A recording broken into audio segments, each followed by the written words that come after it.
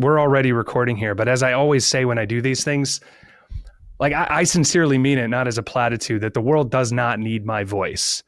And I'm sure as a content creator and as someone who puts out great content, you probably also on some levels wrestle with that sense of like, man, in this noise-filled, content-saturated world, what do I add?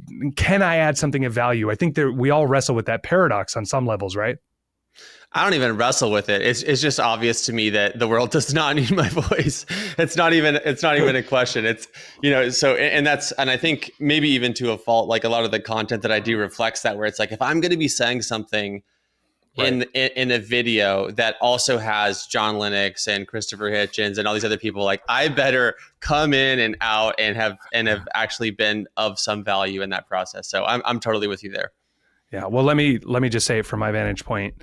God has equipped you for this, and he has been using you in powerful and profound ways. And I'm not just saying that to flatter you. And for those who are going, who is this? What are we doing here? So this is Brandon McGuire.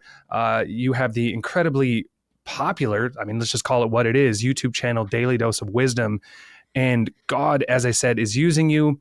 You can give a little bit of context, maybe give a little bit of explanation. Like I wrote to you earlier, I would love, and I know the audience would love to hear a little bit about your story, because I know that deeply impacts who you are now, obviously, but also what you do now. So maybe you could just explain a little bit about who you are. And one of the things I was saving before we started recording is I go back and forth between having a mustache, and I just feel like I picked the worst possible time to be 2 weeks into my mustache. I feel like I'm already so far behind. I feel like I'm mustache in training, because I think you have the best mustache on the internet. And that's just what I hilarious. Say, you should see my dad. He's got it for like 40 plus years strong. And I think I'm only up to like 14. So I got a long road ahead of me on that front. What does the road look like? I mean, where else is there possibly to go from here? You just never give up. You just got to stay the course, just put those thoughts, take those thoughts captive that would tempt you to do anything otherwise. Just stay the course. Trends will come and go. Fashions will come and go. Stay the course. Yeah, I tried that with skinny jeans, but my wife was like, dude, I'm sorry, but that trend must go. Yeah, I honestly give up because I don't know what it is, but I'll have some speaking opportunity or I'll be in front of some church, and there's just a voice in my head that says, they're not going to take you seriously with this thing. And I don't know what that is. So I'm going to take what you're saying. I'm going to take that to heart, and I'm going to persevere, because 14 years, that is impressive. And you got to think about those 14 years also include some really negative connotations, and then, it's cool again. And then some more really negative connotations. I think people can fill in the gaps there. So, yeah. Yeah. Okay. Well, this is probably quite enough on the mustache. So, dude, if you don't mind giving a little context of your journey, I think it absolutely greatly set the stage for everything else we're going to talk about. Yeah. So, the simplest way I can put it is that I really, really understand the person who wrestles with God and wrestles with things that they read in the Bible and go, wait a second, how does this make sense? Right. And my story in a nutshell is that I was raised in a Christian home, was, sort of fed a lot of things. And then, not that I had to, but I did end up having to, like, at least from my perspective, I felt that I needed to put all of that on the table and really kind of deconstruct what I needed to deconstruct, keep what I needed to keep, and reconstruct what I needed to reconstruct. And that was a process that was roughly like a year and a half long for me, basically like during the beginning of my time in college. But it was a real thing. It was like, have I been brainwashed? Basically, like do I believe in this God that I have been taught about for so long? And yeah, there's a lot of aspects of that story I could tell, but essentially it really came down to like two doctrines that I just could not reconcile in my mind. One was the doctrine of, what would be called like double predetermination or double election, or it's like there are literally people whose initial godly design is to be a vessel of wrath, and there is literally nothing that they could ever do to get out of that. And when you combine that doctrine with eternal conscious torment, it's a really, really hard pill to swallow.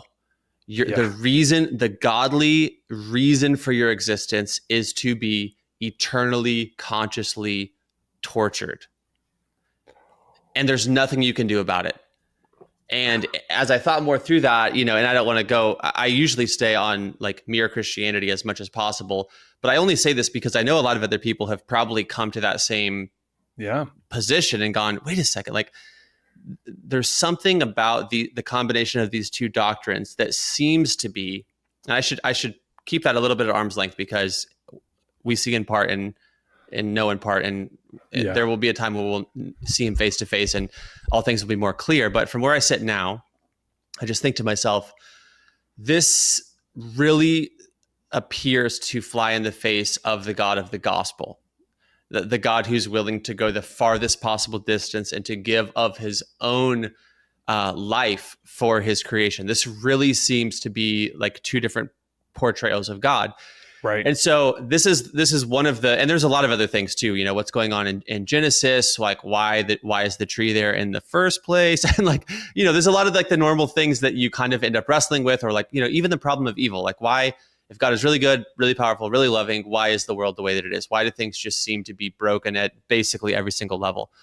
And so, I mentioned all this just to say, I really understand the people who are, in rebellion against God, or who just feel like I almost don't even care if you are real, because I wouldn't even want to worship you if you were, based on my calculus. Like, it doesn't even matter whether like that you exist. It's like, I'm basically not interested, because I've determined based on my understanding that you are a moral monster, as I think Richard Dawkins put it and Paul Copan played off of. Yeah. So basically I get it. I totally get it. And for me, it was a number of things like that, and kind of going through, like I said, maybe like 16-month long period, like mentally wrestling through all these things. But also, I would say like the one thing that maybe I did right is I did take all these things to God. Like, can you help this make sense to me? I'm holding on by a thread here, but what am I missing? Like help, like if you are not this monstrous character that I'm beginning more and more to believe that you are, can you help me understand that? And he did, and it wasn't in a way of like solving an equation in a different way. Although I do now have a lot more answers to all those questions than I did at the time, but it was through those prayers and through people and through a process and through like getting my theology screwed on a little bit more straight, holistically coming around to realize like, no, like it's actually logically, first of all, it's logically necessary that God exists. And then who is this God? And then you kind of go down the path of all this. And so that's the intellectual side of it. But more than that, God, the simplest way I can put it is God graciously revealed himself to me in a way that is totally undeniable. And I know that sounds crazy to some people, but just if you know, you know. It's not just like, oh, I had the perfect combination of ingredients in my meal and I had this really vibey experience. It's like, no, you really you recognize that you are confronting ultimate reality himself. And in the light of his glory and grace and perfect love that is in those moments of worship being poured out toward you, specifically like an infinite ocean of love, it is the realest, clearest, purest, most persuasive, most powerful, most undeniable experience that you can possibly have. And I was blessed to have, and again, this didn't come out arbitrarily or by accident. This came out by seeking God with all of my heart. And that's what the scripture said. If you seek me, you will find me if you seek me with all of your heart. And I said, okay, then let's do this thing. Yeah.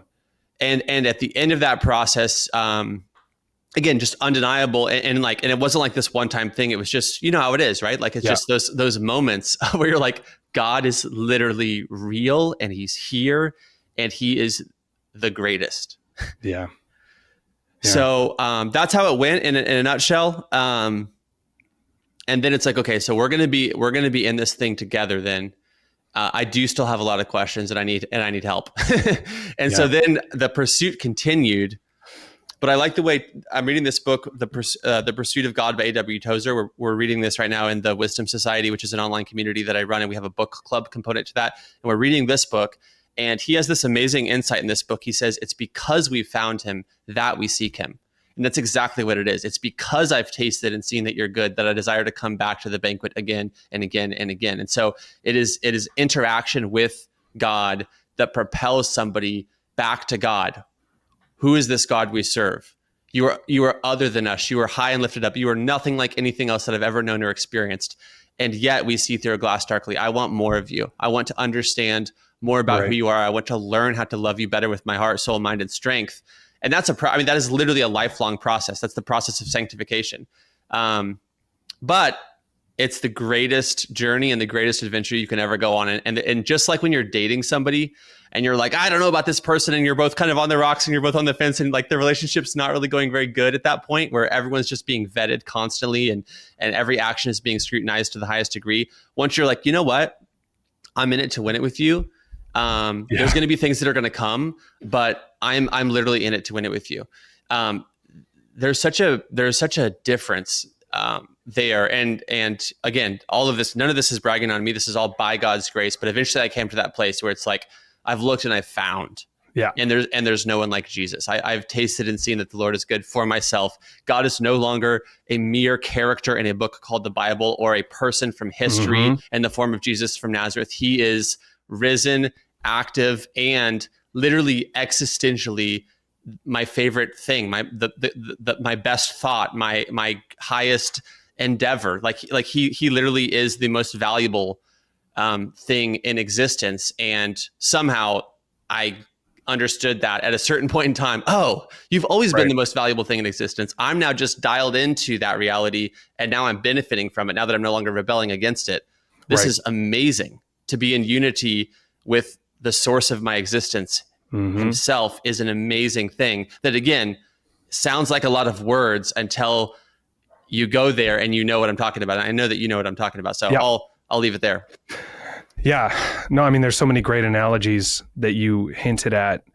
I really do think that the marriage or dating relationship analogy is really fitting. I remember hearing Tim Keller talk about how sure he was about his relationship with God. And he paralleled that to his relationship with his wife, which is that early on, it's scary, it's exciting, you have doubts, you have concerns. And the myth that Hollywood tells you is that everything feels right, it's perfect, it's beautiful, and you go for it. When in reality, often it's messy and scary, but you take that risk and you take that step of faith, and then it becomes deep over time. It gets confirmed. There's emotions, but there's also intellect. It becomes whole, and when you look back on the earlier stages of your human relationships, you recognize, wow, that was pretty superficial at that point. It is much more deep and robust now. So I think that's a great analogy. But one thing that I heard you say that I think is so valuable in this whole apologetic space is around the idea of truth. Because we think of apologetics as propositional truth, things that we have to begin to understand, or barriers, intellectual barriers we have to overcome. But I heard you couple something in such a simple way that I was like, I don't know why I hadn't been thinking of it like this, which is the idea that the truth will set you free and that Jesus describes himself as the truth. So in other words, it's not propositional truth that sets you free. It's the embodied truth as represented by Jesus. So when, as you said, you chose to pursue him, and then in so doing, he began to satisfy not just that spiritual need, but then of course, all the intellectual needs you had as well. So can you talk about why that's such an important distinction? Because I think we can get all the things up in here and somehow miss Jesus in the process. Yeah, I think it's simple. I think it's that all propositional truth is about something, and God is the source of all aboutness. God is always prior. Right. And so all roads are literally leading to him. And the only alternative to that is that you will face some dead end that you end up calling a brute fact, but actually does not suffice. It doesn't actually check the box of the principle of sufficient reason, to use like a Leibnizian term. Like it just isn't a real explanation, but you just have to posit it as a brute fact. There just is this, or there is that. But if you are willing to consider that beyond what looks like a dead end or a brute fact, there is an actual explanation, and the dozens of different brute facts that are currently in the conversations around apologetics, be it consciousness or the beginning of the universe or anything in between, have a home just beyond the dead end sign. Like all roads merge Correct. at God, and he, if understood rightly, is a sufficient reason for everything else. He actually explains reality in a literally unique way. Like nothing else explains reality other than God, but God efficiently, sufficiently, necessarily, and perfectly explains reality.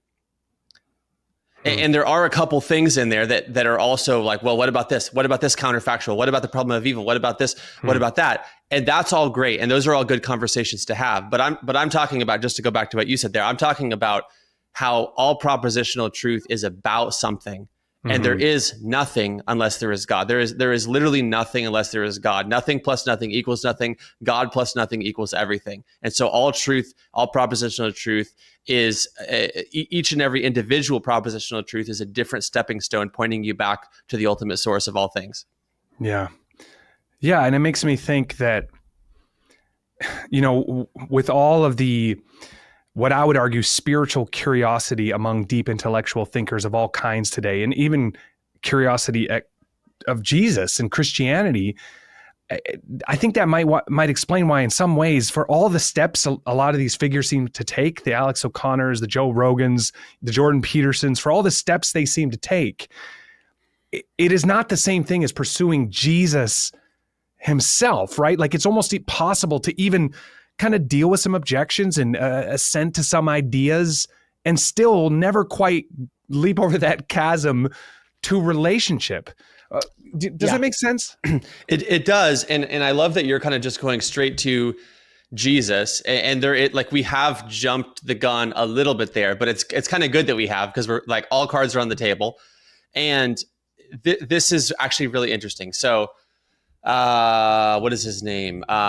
Initially, Anselm has the ontological argument that has actually had some really good rebuttals to it in its original form. But more recently, Alvin Plantinga has a improved, if you will, a new and improved version of it. It's really powerful when it's understood. And I'm not even going to go into it here because it's too nuanced and it will take up too much of our time. But it basically, the piece of it that I want to highlight here is essentially the idea that if God does exist, he exists as a maximally great being.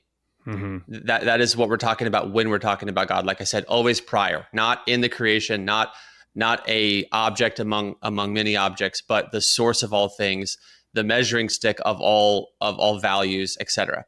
So, and if you think, well, I think of God plus one, and then that's actually what you mean when you talk about God. So he is a maximally great being. Okay. The question is it possible for a maximally great being to not reveal himself to a creation that is capable of relationship with him? So think about that for a second. If you are the maximally great being, if you are the source of goodness, love, joy, beauty, etc., and included within that idea of the source of goodness would be, in other words, is it better or worse to share the goodness of who you are with a creation capable of understanding it? And we would obviously say it's better. Don't leave us in the dark, bro. If you've got all the goods, like, invite us in, and that's what we want, and that's what makes sense. And so it's the idea of like a maximally great being is not going to trick anybody, hide himself from anybody, keep anybody in the dark. He's going to, and this is how you get to Jesus. He's going to not only. So this is my entire thing: is love creates. We actually see a metaphor of that between man and woman. When two people love each other, when two people make love, creation happens. Like the byproduct of love is creation. So like love making is a creative act. And I believe that God, because he is love, creates. He creates in order to share. He creates in order to give. He creates in order to have a two-way street of reciprocity and to be glorified, to be worshiped, which is also not prideful or not narcissistic, because again, we're talking about a maximally great being who wants to share himself with another, who wants to show his handiwork in his creation, and who knows that he can give us nothing better than himself, that we will in fact be most satisfied when he is most glorified, and that's not arbitrary. That's necessary. Yeah. There is no better gift that he can possibly give than himself. And so you think about that and you go, well, okay, so who is this? Are we talking about Allah? Are we talking about this God over here, this God over there, Shiva, Vishnu? Who are we talking about? And this is where I mean, you already went to Jesus, but in a lot of really, really clear ways, Jesus demonstrates towards us the life, the love, the sacrifice of what this maximally great being would be like. He's perfect in every way, but he's also in his action and his reason for coming in the first place, consistent with the portrait that we get of the God of creation, a God who loves, a God who desires to share himself with his creation, with people. Yeah. And Jesus, of all the other gods on the table, Jesus stands apart in that way, because he is coming for the explicit reason of buying back mankind for himself, of bridging the gap that separates mankind from God, of literally atoning for the separation that exists, atoning for the sin that we have done, closing the gap that we have created, triumphing over the enemies that we have empowered. Pick your theory of the atonement. They're all beautiful. They're all amazing. And they all tell us something about what God is like. Jesus is the image of the invisible God. He's the clearest picture that we have of what God is like. And what I love about reading through the Gospels is there's no contradiction there at all. You're like, wow, man, like this is the point that I would love like a seeker to come to, is to the point of saying, man, if Jesus was God, that would be awesome. I wish that were true. Yeah, if he was like that, that would be great. That would be great. And if you get to that point of like, basically, I want Christianity to be true, I just don't believe that it is. I'm just not convinced of it for intellectual reasons. I believe that if you want Christianity to be true, first of all, if you understand it correctly, you will want it to be true. And second, if you want it to be true, you will see that it is true in time, because there won't be any cognitive dissonance or friction or any hardness of the heart that's blocking you from accepting the greatest story ever told, basically. Right. So you would say that if the Alex O'Connors of the world are honestly pursuing this maximally great being, if they are studying the life and character of Jesus and ultimately recognizing that, wow, he aligns with my intuitions about what's true and the fabric of reality and how things actually work, that if they continue along that journey, honestly, they will ultimately find Jesus, or at least, because even as you said, there's that tension, right? I want him to be true, but I just can't. What is that leaping off point? What does that look like? Even if you intellectually go, yes, I think Jesus is a great picture of what God might be. Yeah, I'm going to go back to what I said earlier, which I believe to be fully true, where God says in Christ, if you seek me, you will find me if you seek me with all your heart. Right. I really think that's what it is. Now that's different from, this idea of a non-resistant non-believer. I don't buy it. Yeah. I'm sorry. I don't buy it. I don't think that exists. I think that's a fancy rhetorical, or not even rhetorical, but like argument like device. Sleight of hand. Yeah. Yeah. I do not believe that exists. I don't think there's any such thing as a non-resistant non-believer. I think that there's self-deceived people who believe that they're non-resistant non-believers, but I don't believe that actually exists. So how do you patiently journey with someone who describes himself in that way? Maybe not using that intellectual term, because I don't think everyone has the words to describe it like that, the way an Alex O'Connor would. But yeah. How do you patiently work with somebody like that? I think it totally depends on the person. I think this is where it comes down to something that's purely individual, because if somebody if I were to talk to myself during when I was really going through it, I would have maybe tried to help with some of the doctrinal questions that I had at the time, and that may have helped, but it also could have just pushed me further away potentially, because the reality was I was facing certain things that I believed were true, and that was how do I say this? That was causing my will to be against God. Like I said, I don't care if you're true. I don't care if I'm getting hit with the best apologetics ever. And I was like watching, I was kind of on both sides, right? Like I was kind of like watching things from all perspectives at that time. Like, darn it, that's a really good argument he just made. but I'd be like, but that still doesn't explain this. Right. Like just because it is logically necessary that there is some, uncaused cause, that an infinite regress, just use one example, is literally like an actual infinite regress is impossible to traverse. And I know someone listening to this is going to push back, and there's going to be a confusion about theoretical infinity versus actual infinity. And I'm going to say like, no one has ever explained how you can traverse an actual infinity. And so, man, that's a really good argument. That's a really good argument, actually. Like the buck has to stop somewhere. There has to be some cause for everything, but it's not God, because so maybe it's multiverse, which actually doesn't solve it either. But basically you start wiggling when you don't want it to be God.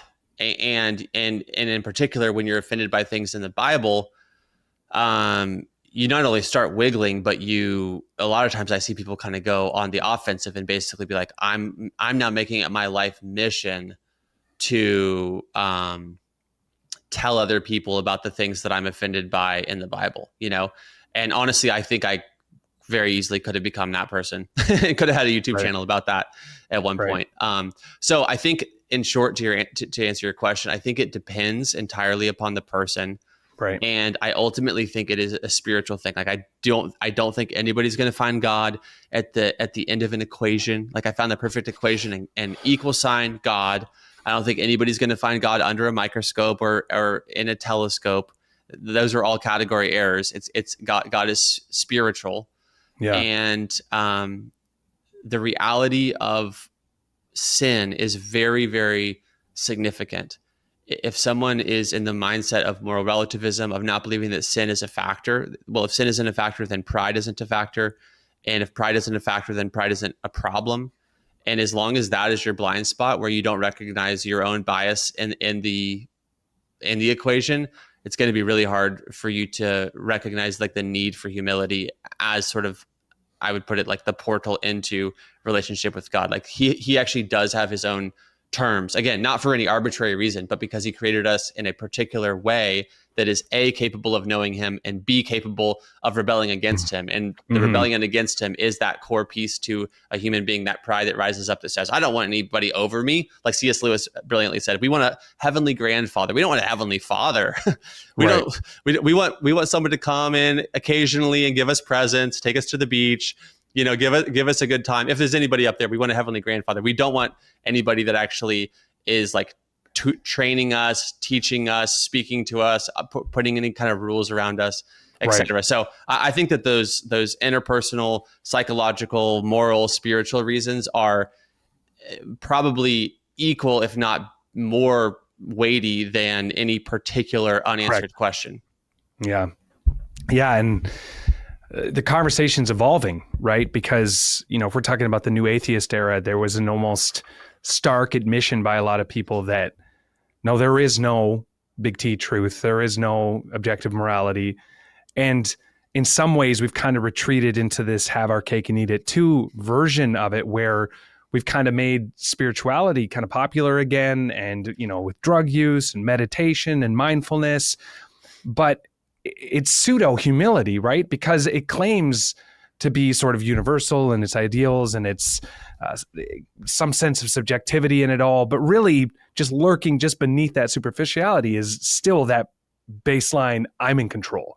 Like I'm the arbiter of truth, even if I kind of hide behind this thin veil of like spiritual openness. Have you found that is a growing thing? And how has that sort of change the way you feel like you have to interact rather than with these hardline, classic apologetics? What about the spiritually open, but still unwilling to commit on any level type of person that seems to be growing in popularity? Yeah, I think it's kind of amazing. I think it's a really good thing, actually, like the direction that things are heading, because both in the sort of academic circle and in the just pop culture circle, you actually have the same thing happening, where on the academic side, people are more and more kind of coming around to denying materialism, and they're kind of saying, hey, what about like panpsychism? What if like Sure. everything is gone? Or hey, what about like idealism? Or what about, and you're starting to see like, well, what are the reasons that you're thinking that? And then they start to tell you, and you kind of go, yeah, I agree with you. That's right. Like, or even like simulation theory. Why are you saying why are you saying that? What is causing you to think about that we're in a simulation? Well, this and this, and they start giving all this evidence, and you go, yeah, we've been saying that for a long time. We've been saying that for a really long time. Or, people are really into the whole like Anunnaki, like panspermia, hypothesis. And it's like, what's causing you to say that? Like, what's causing you to say that we were seeded on this planet? I mean, Richard Dawkins said that that's a possibility. Richard Dawkins literally said, maybe we were seeded here by aliens. Well, why are you saying that? You're saying that because you see that there are unanswered, unexplained questions at the origin of life that really don't add up from a pure materialist foundation. It just doesn't add up. And so again, someone might say, "Oh, God of the Gaps, you're well." Then if it's God of the Gaps, then it's Dawkins, Alien of the Gaps. But it's really not. It's really just saying, it's just saying like this would explain the origin of life on planet Earth, and we don't have any other explanation. Yeah. So I think it's great that the conversation is expanding, like you said, beyond just kind of like the harsh like God versus science and like materialism rules the day. Because materialism has all kinds of, not even gaps, but just all kinds of problems. I mean, it's extremely insufficient at explaining the breadth of reality. And so for that reason, you see more and more people kind of opening themselves up to, well, what if there is consciousness, if consciousness is real, like if consciousness is not material, and if it coming about as an emergent property doesn't, that also hasn't been proven, then where does it come from? And then all of a sudden people are like, well, mind begetting mind. Okay, that's interesting. So maybe the universe is conscious. Maybe the universe is. So all these types of things I think are good. And then they trickle down to the popular level, where you have, like you said, people basically dissatisfied. Like just your average person is just like, man, materialism sucks. Yeah. Materialism is so boring. And it really is. It's so depressing. It's so boring. It's so insufficient at explaining the human experience. It just sucks at every level. And I think enough people are feeling that they're like, what if, okay, so spirituality, yeah, or maybe like Anunnaki stuff, yeah, or maybe panpsychism, yeah. But to your point, inside of all that is where, how can I both be open to where, like, what I'm clearly presented with in my experience as a human, which is that there's more than just matter. Right. But without having to go all the way to this whole Bible, God, Christian version of things. Aha, maybe I am God. Right. Maybe I need to meditate. Maybe divinity is within myself. I actually love the sound of that. Yeah, I like this a lot. Maybe I'm God. Yeah. Maybe the universe is God. Maybe I'm a part of the universe. Maybe I am you as he is she, and we are all together, like the Beatles said. Yeah, I love that. Yeah. That's great. So it makes so much sense how someone can get there in terms of how that appeals to like our pride. But I also think it's worth noting that there is a gigantic problem with scientific material, or really just materialism on the whole, that causes someone to go there. Like it sucks to live under, and it doesn't answer questions very well. And so now you have this like forking of the road in a bunch of different directions, and it's kind of like the Wild West in a lot of ways. And people are like, "Ooh, what's true? Where do we go from here?" There's more going on than we thought. We're not in Kansas any longer, and so I think that's a great place for Christians to interact and to be able to say like, "Hey, This is really cool. You're actually now thinking along similar lines, asking really good questions. Right. Let's talk about this idea of logos. Right. What is that? Let's talk about this idea of consciousness. Let's talk about this idea of spirituality, or even the idea that you have a divine spark. That's really interesting to me. Right. What about that do you like? Because there's something very similar to that I like. That's actually written about a long time ago.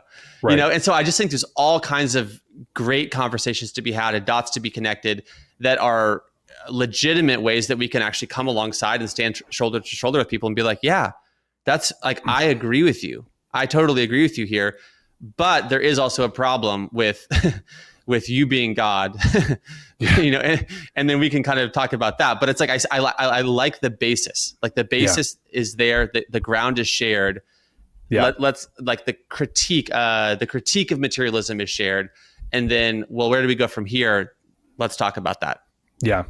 No, for sure. I think this has led to, a cultural moment that has allowed us to have a lot more spiritual conversations in easy, open ways. Again, it comes with a whole new set of challenges, right? In that it's kind of like trying to pin jelly to the wall. Like you think you're agreeing, but then ultimately there's no sense of wanting to commit to anything solid. And yet what I've at least found, and I'm curious how you'd react to this, is that I think people they're more intuitively aware that when you give them the opportunity to contemplate that, like, for example, the idea that I'm God, when you really think about the arrogance of that idea and the fallibility of human beings, you know, I can say to someone in the same sentence, you know, I can kind of walk them through this idea that how limited do you think your knowledge is, or your power is, or how strong is your moral character? Almost everyone will admit that they make mistakes. And then in the very next sentence, couple that with this idea that they also are God at the same time. I think they'll quite intuitively recognize the absurdity of that. But even this disembodied spirituality, I think, exposes itself as being hollow very quickly. I was talking to a guy, we tried this wild experiment where we did a podcast on the side of a university street without permission. We just set up a podcast and invited students to have spiritual conversations. And it was incredible. And I ended up talking to one guy, and he was an artist, and we connected on that level. But he kind of talked about this idea, well, you know, maybe there's some sort of vague spirituality. And, you know, I was able to take that into the realm of suffering, because I think suffering is a very good litmus test for you, sort of how robust your worldview is. And I said, you know, let me ask you a question. When life is really, really hard, like when you're going through something incredibly difficult, do you need the concept of a friend, or do you need a friend? Like, do you need a person that could wrap their arms around you and cry with you and bring you food? Like, and he looked at me, he's like, well, yeah, I need the thing. I need the real thing. I don't. And I'm like, man, in the same way, this sort of nebulous spiritual idea, this circular, there's meaning because I say there's meaning, there's morality because I say there's morality, this disembodied spirituality, I think it's not too hard for an open mind to recognize how ultimately vacuous that is, right? That you need more than the concept of justice. You need justice. You need more than the concept of hope. You need real hope. And in a disembodied way, I just don't think that really delivers.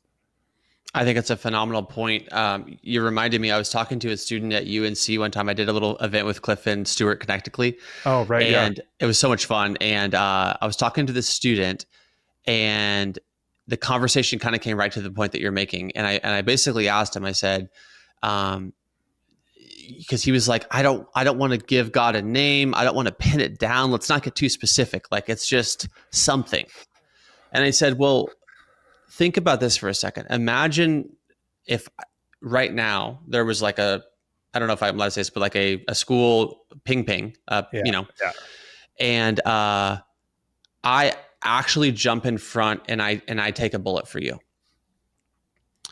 Like, I do that in the real world, and it actually saves your life. And then I visit you at the hospital, and I'm like, dude, I'm so happy. Like, you're, you know, or you visit me at the hospital, whatever. And we're talking, and you go, oh yeah, man. It's just so crazy. And you never say, thank you for taking a bullet for me. Like I would actually be really offended. I would be like, hey, wait a second. Like I specifically did this for you. Right. And so that's a real thing and that matters. So if you're just sort of saying like, yeah, some kind of God, the subtext to that is you're saying that Jesus is not God. You're saying something, but not Jesus. Mm-hmm. But he was trying to have it both ways and go like, no, I love Jesus. I'm open to Jesus. I think Jesus is great, but I just don't want to be restrictive. I just think it's like, Jesus is like a God amongst many gods, or the first Christ conscious person, or, right. And it's like, well, wait, but that's not what Jesus said. Jesus said that he came that you might have life and have life more abundantly. He said specifically to take your yoke and attach it to him, to take your way of living and live his way of living, because his way of living is easy and his burden is light. And he specifically said that he came to take away the sins of the world. He said, no one takes my life from me, but I lay it down willingly. So he came for those reasons. To reduce him to a mere moral teacher is an offense, in the same way that it would be offensive to me if I'm like, dude, I literally jumped in front of a bullet for you, and Brandon did that. Not like you said, the idea of a friend jumping in front of a bullet for me. Brandon did that for you. And Jesus did that for you. Also, literally, Jesus took a bullet for you, not the universe, not something inside of yourself that you need to meditate harder to find. So I think it's a great point that you're making. Yeah. And I think we recognize that from within the context of our own experiences. And I know you spoke to the idea that everything in your life, you this is a paraphrase, but to the degree that when you start to pursue Jesus and give your life to him, there's no friction, right? Because he is the author of all things, and he's the author of all realities. And I don't know about you, but I'm sure as a content creator, when you discover a secular person saying a spiritual truth about the way God created things, it's always like, yes, it's exactly the overlap you're looking for, because it's like, well, yeah, there's this book, it's been there all along. We've kind of known that. And what I would say is that one of the most profound things every human being needs is to be fully known and fully loved. That's what we deeply desire. Because I think in the world, the way we present ourselves is that we think, well, I can't be fully loved if I'm fully known.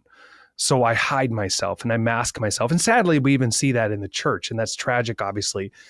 But deep down, I think even the marriage analogy is an attempt at that, which is I'm going to tether myself to you. You are going to see me like unlike anyone else. And the ones that last are the ones that choose to love me nonetheless, right? And that's what we desire in the most transcendent sense. And the only person that can fully know me and fully love me is Jesus, right? He's the only one capable of that. And so I think when I point to that desire, almost everyone I've talked to says yes, but that doesn't square with a ambiguous spiritual force. That has to be embodied within a real person, in a person that created people himself, people in his image, so that they could have that fulfilled in him. So again, I don't know what your thoughts are on that, but I just feel like there are so many parallels that are deeply embedded in our intuitions about our human experience that in of themselves refute this ambiguous spirituality that people like to cling to. Yeah, I think some thread that's kind of going throughout all of what we're talking about here is the idea of relevancy. Like until a person recognizes that God is actually relevant to their life, they're just never going to have enough interest for them to take any action on it. So as long as it's like, things are good, I don't need this. It's like, and by the way, I'm offended by X, Y, and Z, or I don't understand X, Y, and Z. Then it's like, okay, case closed. Yeah, easy. I think it's, and this was also true of me in my story, but I think this is true of everybody. Until a person recognizes that the problem of evil is not only exterior, but it's also interior, they will not understand the relevancy of Jesus. It's the point when you go, okay, that's bad and that's bad and that's bad. You're looking out at the world. I don't like that. I don't like that. I don't like that. I wish this was different. I wish this was different. That's broken. That's broken. And then you start to say, okay, well, what is this thing that we're all talking about that we don't like, that we wish was different, that we're calling broken? What is that? I love the way C.S. Lewis put it. He said, what are we calling this universe unjust against? What are we measuring things against in order to call them unjust? Like, where are we getting this standard of just from? Where are we getting this standard of perfection from that we're measuring the entire reality that we have against? It doesn't make sense. And so what is that standard? And that's the first point. And then the second point is when a person goes, oh, it's not only that the world is fallen short of the standard of perfection or justice, I also have. In other words, I am a part of the problem of evil. Yeah. That to me is like the big thing. Like that is the entire thing is if a person is willing to recognize I am a part of the problem of evil, I'm a part of the reason that the world is how I wish that it wasn't. Then you go, well, are we all just screwed? Yeah. Or is there any solution? Like, is there actually a way that things get better? Is there actually hope? And again, at the broadest possible level and in my own heart, is there any hope for the world? And is there any hope for me? Yeah. Or are things just as they are? Do we just evolutionarily desire things that are different than what they are, and that's how we propel forward into a better future? Well, that hasn't really worked out very great so far. We got the atomic bomb and we killed a lot of people with it, and on, right? Like mere knowledge, mere technology doesn't make us better people.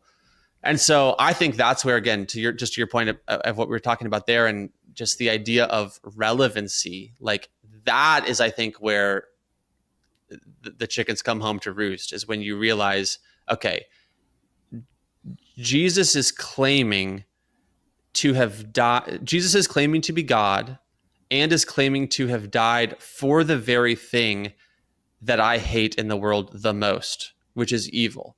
Mm-hmm. So we can talk about whether it's true or not, but it's the most relevant possible thing for that reason. Right. If the creator of all things has entered into the creation and came to take away the sins of the world, which is just another way of saying everything that's bad, everything that we don't like, the sins of the world. Right. Again, we can say, oh, was it really effective? Did he really do it? We can go into, is the Bible trustworthy? We can go into all these other topics, which all have great answers. But at the most basic level, I think it's important for someone to see, if Jesus said he's God, and if he said the reason that he's dying on the cross is to atone for the sins of the world, to make salvation available to each individual person, then that is the most relevant single act in the history of humankind. Mm-hmm. That is the single most relevant thing that has ever been done. And frankly, it's the only known solution to the problem of evil.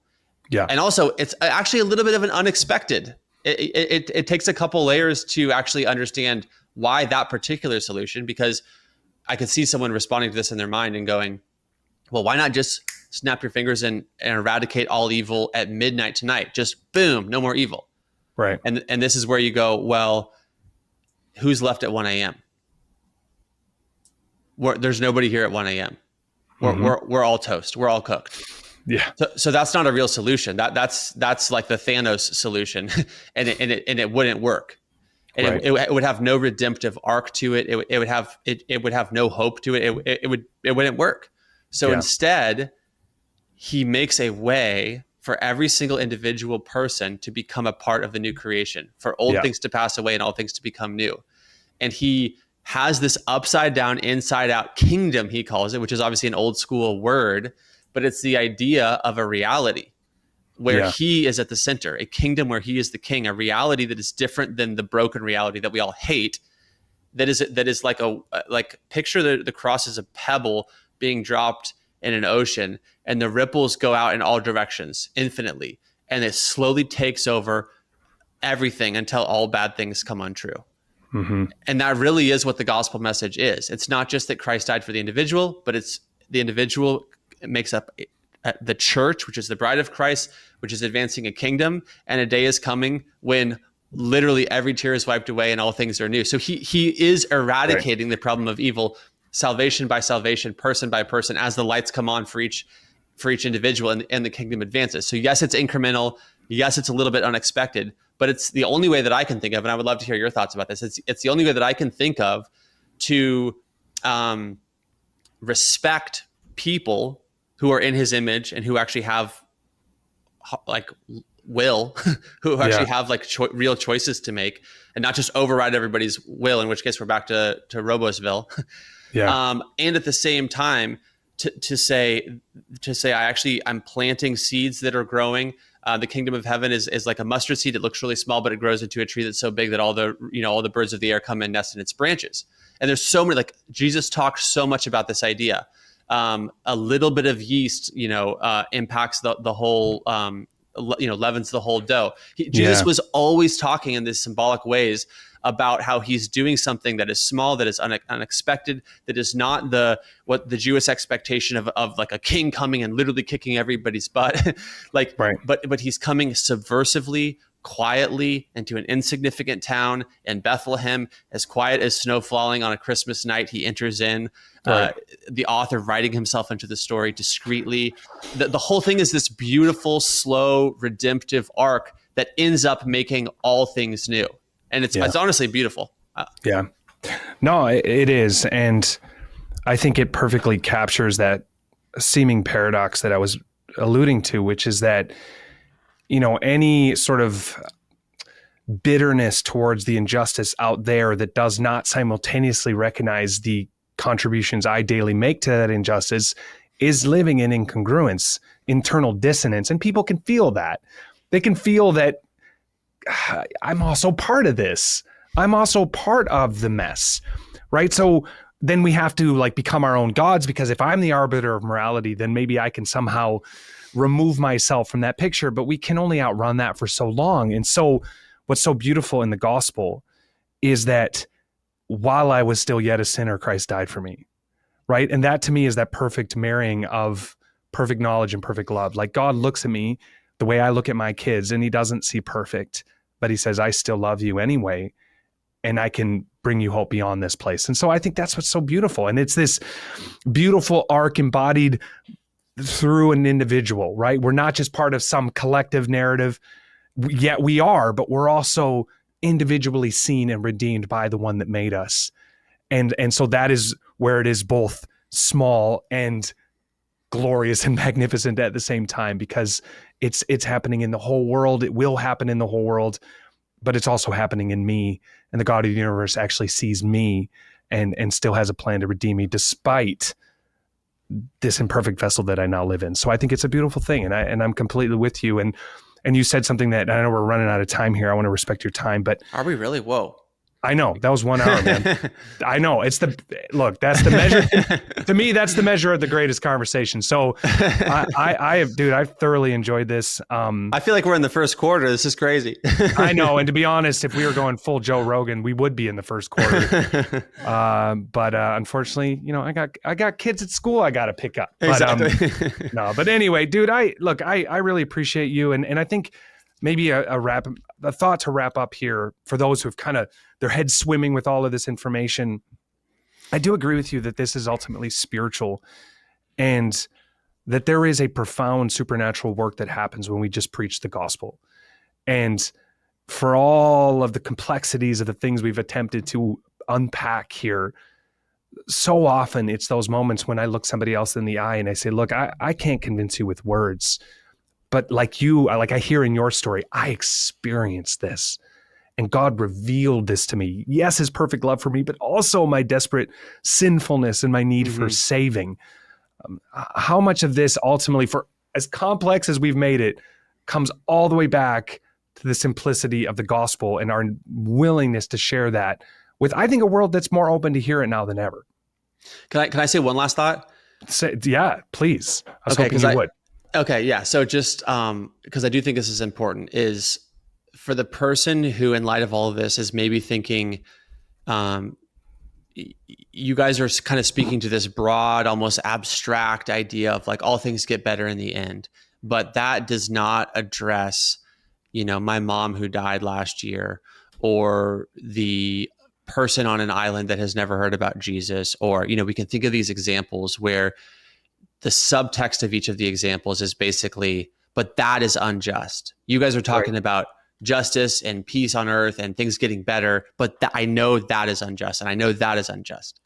And the thing I would just want to say in closing here for the person who maybe had that thought, or now that I've said it, now that you have that thought, is that it is a mistake to take these types of few examples and use them to outweigh everything else that has clearly been revealed about God, not just in principle, but because God has specifically said his thoughts are higher than your thoughts. And no mind has conceived of the things that he has in store for those who are in Christ. And so we have to actually have a certain level of epistemic humility here to say, we are not omniscient. If God is God, he is omniscient. He also has not promised us that he has given us a full, complete, clear picture of everything that he's doing and how he's doing it. In fact, he's explicitly told us he hasn't given us a full, complete picture of how everything is just in the end. He's literally, in scripture, it literally says we look through a glass darkly, or a mirror dimly lit. We're seeing in part, but there will be a day that will come when we will see completely. So all that I would say is, if we're seeing in part, then don't take any particular example of something that you go, but I don't understand this, or I don't understand this, and use it to tip the scale away from all the things that are revealed. In other words, if God is the God of the gospel, if Jesus is God, then he is just, he is good, his thoughts are higher than our thoughts. And if you can't quite figure out how that's going to play out, that's okay. Yeah. Reserve a conclusion. But when you say, I don't understand the person on the island who hasn't heard about Jesus, that's unjust, therefore God is unjust, you're making a huge mistake. Right. It's extremely both intellectually arrogant, and you're missing the entire idea that, like, we explicitly haven't been given the total information. And we could talk about why is that the case, and the role of faith and whatever else, and divine hiddenness and all these types of things. But the point is to have confidence that something that you're observing means that God is not just, and therefore you're not interested, is a massive mistake. I just wanted to say that. No, and I'm really glad you did. I remember a few years ago, we were in Ukraine performing a show, and this was actually when the smaller aspect of the war was going, not the larger full-on invasion that's happening right now. And I was talking to a couple of very bright intellectual Ukrainians, and they essentially said that, how can I believe in this God when he allows you guys to live in such peace and comfort? And here we are in all this economic turmoil and this war that's happening, and essentially exactly that in such visceral personal terms. And I basically said, look, at that time, I just had one kid, my son, and he was pretty young. And I said, I can't answer your question perfectly, but here's what I do know. I think about my own son and the infinite gap that exists between his understanding of the world and mine. And so often I do things that he doesn't get. I limit his freedom. I say, don't eat this, don't run out on the road. And of course I do that for his good, but that's just a tiny fraction of the gap that exists between my intellect and the God of the entire universe by necessity. And I said, but here is what we do know. He said he sent the most valuable thing he had, his son, to earth. And I said, and if Jesus was here, he would know your names. He would know this little town that we're playing the show in. He would come all the way here just for you, because that's who Jesus is. And I'm not saying it was the perfect answer, but I think what it satisfied is it set our minds into the proper context of humility, but then under the broader, more important context that what we do know, for all we don't, is that God sent Jesus.